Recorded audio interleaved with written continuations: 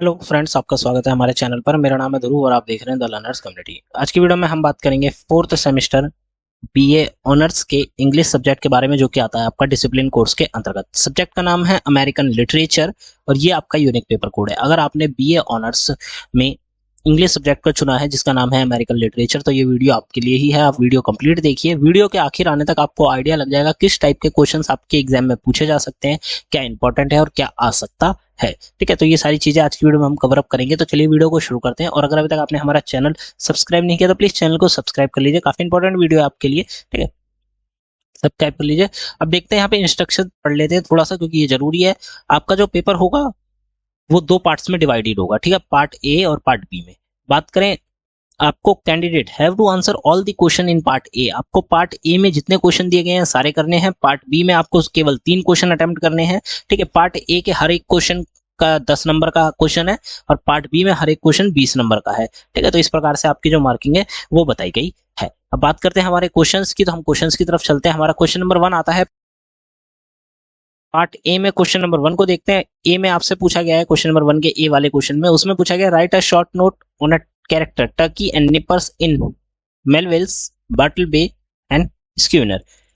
ठीक है, आपकी किताब में एक चैप्टर है मेलविल बाटलबे एंड स्क्यूनर, तो उसके अंतर्गत 2 कैरेक्टर हैं टर्की एंड निपर्स। उनके ऊपर आपको क्या लिखना है, शॉर्ट नोट लिखने हैं। मतलब आपको उन कैरेक्टर्स की डिटेल यहाँ पे बतानी है। ठीक है, क्वेश्चन नंबर 1 में आपसे कैरेक्टर राइटिंग के लिए पूछा जा सकता है, कैरेक्टर के बारे में डिटेल आपसे पूछी जा सकती है।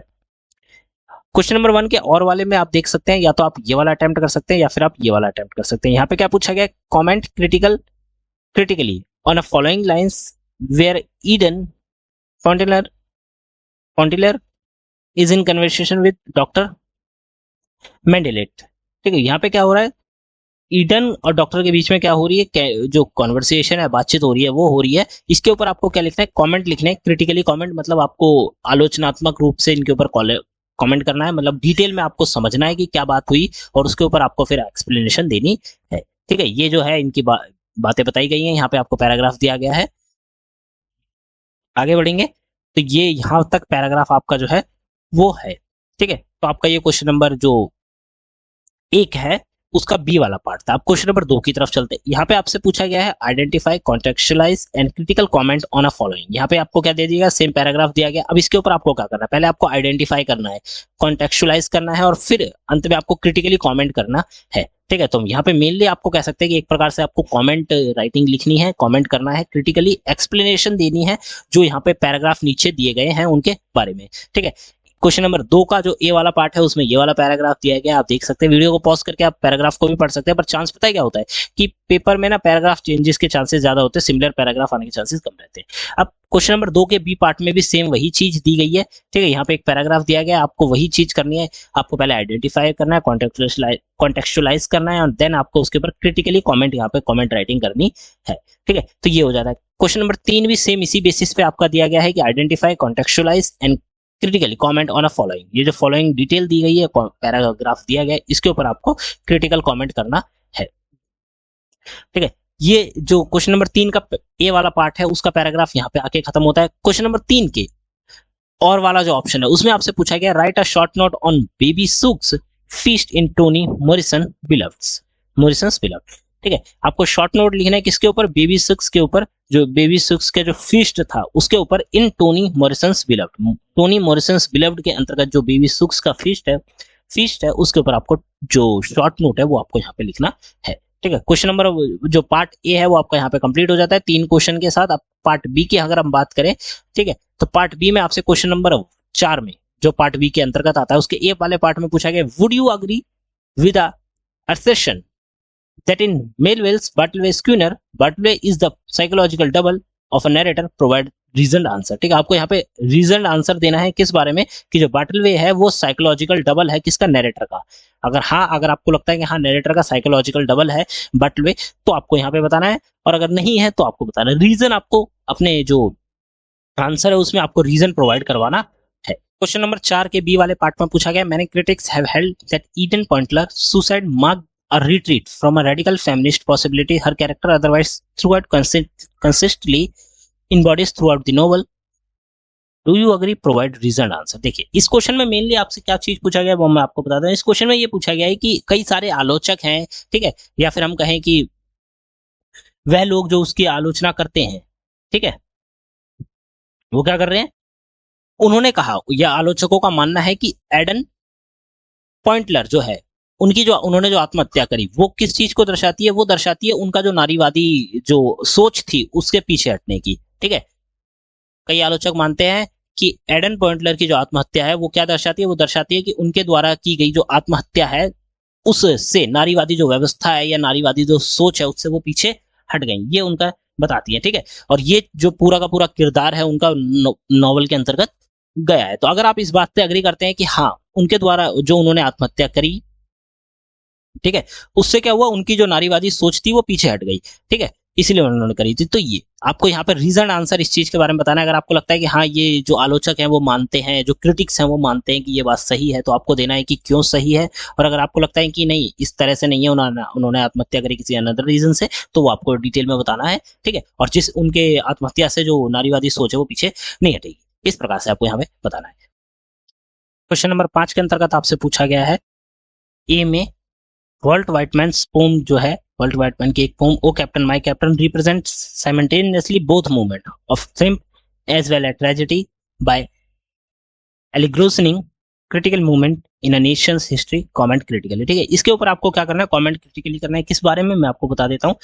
जो वॉल्ट व्हाइटमैन की एक कविता है ओ कैप्टन माय कैप्टन, उसके अंतर्गत क्या दिखाया गया, उसके अंतर्गत ट्रिम्प और जो ट्रेजिडी है उन्हें एक साथ दिखाया। ट्रिम्प का मतलब होता है विजय और ट्रेजिडी का मतलब होता है त्रासदी, ठीक है, या कोई घटना। तो इन दोनों को ना एक साथ दिखाया गया है उस कविता के अंतर्गत। अब क्या है कि यह कविता अमेरिका के जो इतिहास है उसमें महत्वपूर्ण और नाजुक दोनों पलों को महत्वपूर्ण है, ठीक है, नाजुक पल जैसे कि क्रिटिकल मूवमेंट को और जो प्रतीकात्मक है इन दोनों को दिखाती है, बताती है। अब इसके ऊपर आपको क्या लिखना है, क्रिटिकली कमेंट करना है, मतलब डिटेल में आपको बताना है, ठीक है, कि भाई ये जो कविता है ओ कैप्टन माय कैप्टन, ये दो चीजों को दिखाती है, ट्रिम्प और ट्रेजिडी को दिखाती है, ठीक है। तो ये आपको यहाँ पे बताना है किसके इतिहास में, जो नेशन का इतिहास है, देश का इतिहास है उसमें। तो आपको यहाँ पे क्रिटिकली कमेंट करना है।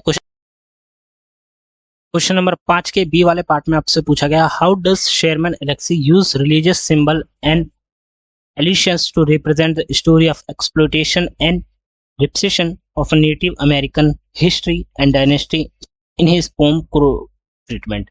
ठीक है, क्रो ट्रीटमेंट पोएम की यहाँ पे बात की जा रही है, उसमें आपको रीजन आंसर दिया है। क्वेश्चन में क्या पूछा गया है, यहाँ पे आपसे पूछा गया है कि जो शेरमैन एलेक्सी हैं उन्होंने अपनी कविता क्रो ट्रीटमेंट के अंतर्गत क्या यूज किया है, धार्मिक जो प्रतीक होते हैं, रिलीजियस सिंबल होते हैं उन्हें और संकेतों को यूज किया है, ठीक है। किस चीज को दिखाने के लिए उपयोग करके क्या दिखाया है उन्होंने, मूल अमेरिकी, जो अमेरिकी आप कह सकते हैं कि अमेरिका के जो नेटिव लोग थे उनके इतिहास को और उनके शोषण को दिखाया है, ठीक है, और उनका जो दमन किया गया था उसे दिखाया। तो इस कहानी के अंतर्गत ये बताया गया, क्रो ट्रीटमेंट के अंतर्गत जो मूल अमेरिकी थे या नेटिव अमेरिकन थे उनका शोषण और उनका दमन दिखाया है, ठीक है। तो इस चीज के ऊपर आपको अपना जो क्रिटिकल कॉमेंट है वो आपको देना।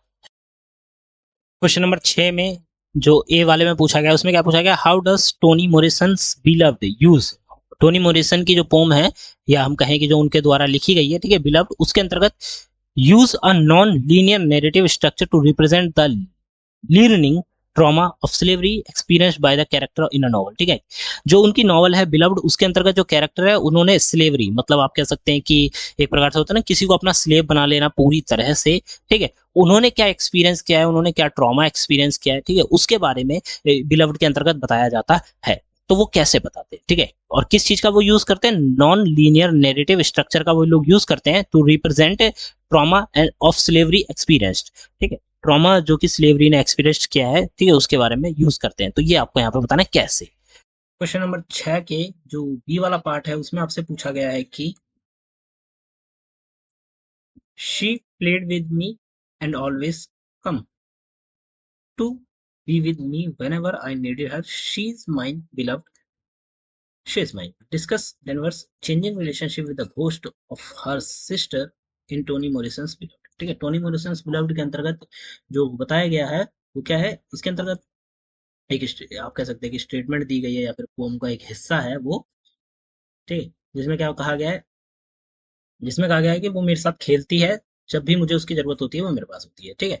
अब इसमें ये स्टेटमेंट दी गई है, वो मेरी बिलव्ड है, इतनी स्टेटमेंट है आपकी। उसके बाद टोनी मोरिसन का जो उपन्यास या कहें जो उनके द्वारा लिखा गया ये पोम है बिलव, उसमें डेनवर क्या पूछा गया, उसमें पूछा गया कि डेनवर और अपनी जो डेनवर जो है वो अपनी मृत बहन जो भी सिस्टर है उनकी मौत हो चुकी है, ठीक है, तो बिलव्ड के अंतर्गत उनके बदलते हुए रिलेशनशिप के बारे में आपको यहाँ पे चर्चा करनी है, ठीक है। Denver discuss Danvers changing relationship with the ghost of her sister, ठीक है, जो उनकी सिस्टर का घोस्ट है उनके साथ रिलेशनशिप किस प्रकार चेंज हो रही है डेनवर्स की, ये आपको यहाँ पे बताना है। क्वेश्चन नंबर 6 हो जाता है यहाँ पे। क्वेश्चन नंबर 7 के ए वाले में पूछा गया examine how the tropes of voyage and arrival are used in American literature, discuss with reference of at to at least two text prescribe in the syllabus. आपके सिलेबस में जो प्रिस्क्राइब किए गए हैं, जो टेक्स्ट आपके सिलेबस में दिया गया है, ठीक है, उसके अंतर्गत आप कह सकते हैं कि भाई अमेरिकी साहित्य जो कि अमेरिकन लिटरेचर है उसमें वोग मतलब यात्रा और अराइवल मतलब आगमन होता है, ठीक है, और रूपक मतलब ट्रूप्स को किस प्रकार से उपयोग किया गया है। यहाँ पे आपको यात्रा, आगमन और रूपक मतलब ट्रूप्स, वोगे एंड अराइवल को किस प्रकार से यूज किया गया है, ये आपको यहाँ पे बताना है अमेरिकन लिटरेचर के अंतर्गत जो कि आपकी किताब में दिए गए हैं, ठीक है। ये आप हो जाता है। इसके लिए आपको क्या करना है, इसके लिए आपको ना मेनली अपने चैप्टर्स जो है उनके बारे में पता होना चाहिए, उनमें क्या यूज किया गया ये आपको पता होना चाहिए। क्वेश्चन नंबर 7 के बी वाले में पूछा गया since its emergence American literature has been seen to in phase romance and individualism, discuss the reference to at least two text prescribed in your syllabus, ठीक है। आपके सिलेबस के अंतर्गत जो आप कह सकते हैं कि अमेरिकन लिटरेचर दिया गया है उसमें रोमांस और इंडिविजुअलिज्म को बताया गया है, ठीक है, तो आपको उनको यहाँ पे रेफर करके एक्सप्लेन करना है, ठीक है। आपकी किताब में आप जो भी रोमांस के बारे में और इंडिविजुअलिज्म के बारे में बताया गया है, ठीक है, आपको मेनली उसको प्रेफर करके यहाँ पे एक्सप्लेन करना है, ठीक है। तो ये आपका जो पेपर है वो यहाँ पे कंप्लीट हो जाता है। टोटल आपके 7 क्वेश्चन आएंगे, ठीक है, जिसमें से आपको कितने करने हैं, आपको बोथ पार्ट में, ए वाले पार्ट में सारे करने हैं और बी वाले पार्ट में 3 करने हैं, ठीक है। टोटल आपको 7 में से 6 क्वेश्चन जो है वो अटेम्प्ट करने हैं, ठीक है। किस प्रकार से, पहले में आपके 3 आएंगे ए पार्ट में और प्लस 4 क्वेश्चन का एक सेट है तो 7 हो जाते हैं, परंतु आपको जो दूसरा वाला है उसमें भी 3 ही करने हैं, तो 3 प्लस 3 आपके 6 क्वेश्चन आपको अटेम्प्ट करने हैं इस क्वेश्चन पेपर के अंतर्गत अमेरिकन लिटरेचर, ठीक है, जो कि बैचलर ऑफ आर्ट्स या फिर बीए ऑनर्स के अंतर्गत आता है इंग्लिश सब्जेक्ट में, ठीक है। 4th सेमेस्टर के स्टूडेंट्स के लिए वीडियो थी। आपको कैसी लगी आपको जरूर बताएं। वीडियो अच्छी लगी तो वीडियो को लाइक करें, चैनल को सब्सक्राइब करें। डिस्क्रिप्शन बॉक्स में इंस्टाग्राम टेलीग्राम का लिंक दिया गया है, आप जाके हमारे साथ ज्वाइन हो सकते हैं। ये क्वेश्चन पेपर आपको वहां पे भी अगर आप चाहें तो आपको मिल सकते हैं, या फिर आप हमारे ऐप को डाउनलोड कर सकते हैं जहाँ पे सारे क्वेश्चन प्री पहले से ही अवेलेबल हैं, ठीक है, प्री अपलोडेड है। आप वहां जाके इन क्वेश्चन पेपर को स्टडी कर सकते हैं, रीड कर सकते हैं। मिलते हैं अगली वीडियो में। Thanks for visiting on my channel guys.